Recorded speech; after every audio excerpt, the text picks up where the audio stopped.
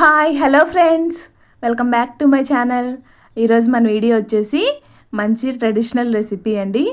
బెల్లం సున్నుండలు చాలా సింపుల్గా చేసుకోవచ్చు. జస్ట్ కొన్ని టిప్స్ ఫాలో అవుతూ చేస్తే చాలా ఈజీగా అలాగే తక్కువ నెయ్యితో చేసేసుకోవచ్చు అండి. అలాగే దీన్ని మనం పౌడర్లా ప్రిపేర్ చేసి పెట్టుకొని ఇన్స్టెంట్గా మనకి ఎప్పుడు కావాలంటే అప్పుడు జస్ట్ 5 minutesలోనే ప్రిపేర్ చేసేసుకోవచ్చు. నేను అన్నీ కూడా వీడియోలో షేర్ చేశాను, ఎక్కడ స్కిప్ చేయకుండా చూడండి. ఫస్ట్ ఇలా ఒక ప్యాన్ పెట్టేసుకొని ఇక్కడ నేను 1 కప్పు మినపగుండ్లు యాడ్ చేశానండి. చూస్తున్నారు కదా, నేను ఇక్కడ 2 కూడా సేమ్ క్వాంటిటీలో తీసుకున్నాను.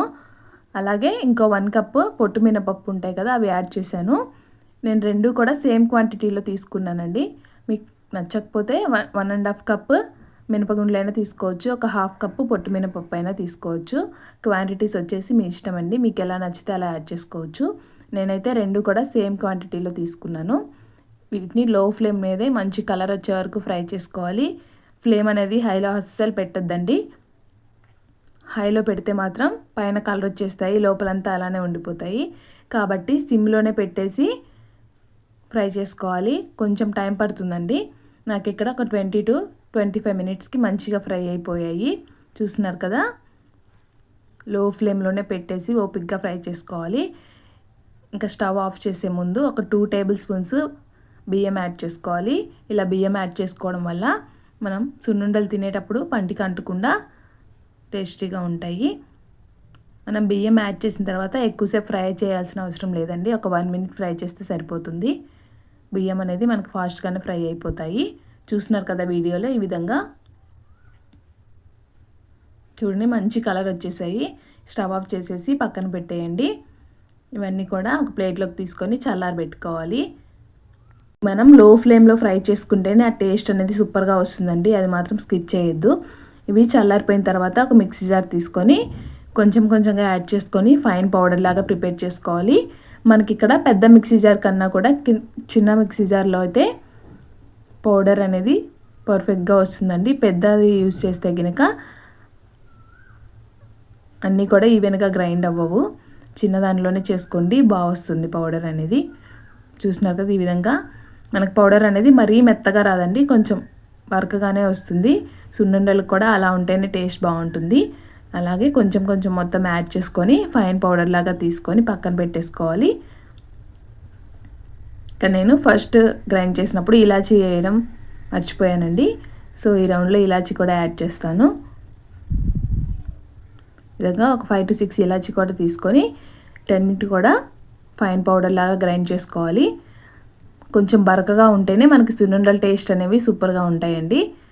చూస్తున్నారు కదా, మొత్తం కూడా ఈ విధంగా గ్రైండ్ చేసుకొని పక్కన పెట్టేసుకోండి. దీనిలోనే మనం బెల్లం కూడా యాడ్ చేసుకోవాలి. మనం ఏ కప్తో అయితే మినపప్పు తీసుకున్నామో సేమ్ క్వాంటిటీ యాడ్ చేసుకోవాలండి. మనం టోటల్గా 2 cups మినపగుండ్లు యూజ్ చేసాం కదా, అలాగే 2 cups బెల్లం యాడ్ చేశాను. కరెక్ట్గా సరిపోతుంది. ఇంకొంచెం ఎక్కువ తినే వాళ్ళైతే ఇంకో 1/2 cup ఎక్స్ట్రా యాడ్ చేసుకోవచ్చు. కానీ 2 cups మినపప్పుకి 2 cups బెల్లం యాడ్ చేస్తే కరెక్ట్గా సరిపోతుంది స్వీట్నెస్. దీన్ని కూడా మళ్ళీ ఒకసారి గ్రైండ్ చేసుకోవాలండి. ఇలా పల్స్ మోడ్లో గ్రైండ్ చేసుకుంటే కనుక మనకి బెల్లం ఉండలు ఎక్కడ ఉండవు, పర్ఫెక్ట్గా గ్రైండ్ అయిపోతుంది. చూస్తున్నారు కదా వీడియోలో, బెల్లం ఉండలు అనేవి ఎక్కడా లేవండి. పల్స్ మోడ్లో గ్రైండ్ చేసుకోవాలి. అలా చేస్తేనే మనకి కరెక్ట్ ఫైన్ పౌడర్లా వస్తుంది. అంతా కూడా బెల్లం అంతా కూడా మంచిగా గ్రైండ్ అయిపోతుందండి, ఉండలు ఎక్కడ ఉండవు.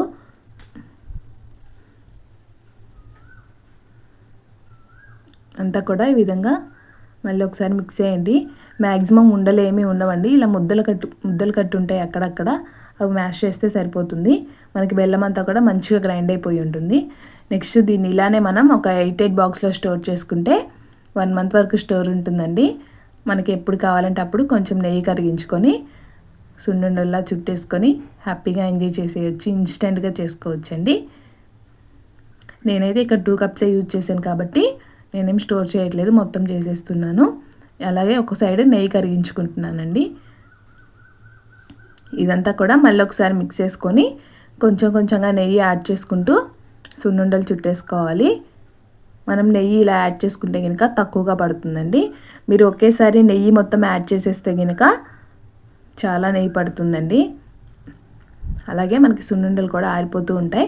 సో ఇలా ఎప్పటికప్పుడు నెయ్యి యాడ్ చేసుకుంటూ చుట్టుకుంటే కనుక మనకి నెయ్యి తక్కువ పడుతుంది. అలాగే చేసుకోవడం కూడా చాలా ఈజీగా ఉంటుంది. ఇలా చేయడం వల్ల నెయ్యి అనేది మనకు చాలా తక్కువ పడుతుందండి. అలాగే సున్నుండలు చుట్టుకోవడం కూడా ఈజీగా ఉంటుంది. ఎప్పటికప్పుడు చుట్టేసుకోవచ్చు. చూస్తున్నారు కదా ఎంత బాగా వచ్చాయో. అలాగేనండి చాలా సింపుల్ అండి చేసుకోవడము. అలాగే దీన్ని స్టోర్ చేసుకొని మనం ఇన్స్టెంట్గా ఎప్పుడు కావాలంటే అప్పుడు ప్రిపేర్ చేసేసుకోవచ్చు.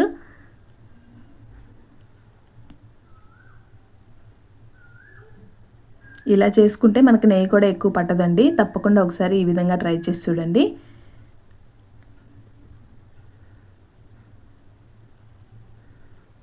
చూడండి ఎంత బాగా వచ్చాయో. దీనిలోనే మనం కొంతమంది పొట్టు మినపప్పు యాడ్ చేయకుండా ఓన్లీ మినపగుండ్లతోనే చేసుకుంటారండి.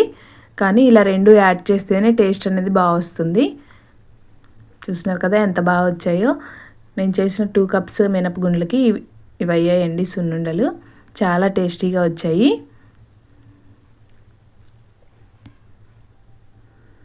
చేసుకోవడం కూడా చాలా ఈజీ కదా. అలాగే ఈ పౌడర్ని మనం స్టోర్ చేసుకొని ఇన్స్టెంట్గా ఎప్పుడు కావాలంటే అప్పుడు ప్రిపేర్ చేసేసుకోవచ్చు. చాలా హెల్దీ అండి. కిడ్స్కి డైలీ ఒకటి ఇస్తే చాలా మంచిది. తప్పకుండా ఒకసారి ఈ ప్రాసెస్లో ట్రై చేసి చూడండి. మీకు కూడా చాలా బాగా నచ్చుతుంది. టేస్ట్ కూడా సూపర్గా వచ్చాయి. అలాగే మన వీడియోస్ కనుక మీకు నచ్చినట్లయితే ఫ్రెండ్స్ అండ్ ఫ్యామిలీ మెంబర్స్కి షేర్ చేయండి. అలాగే మన ఛానల్ని ఫస్ట్ టైం కనుక ఎవరైనా చూస్తున్నట్లయితే ప్లీజ్ లైక్ చేసి షేర్ చేసి సబ్స్క్రైబ్ చేసుకోండి. Thanks for watching.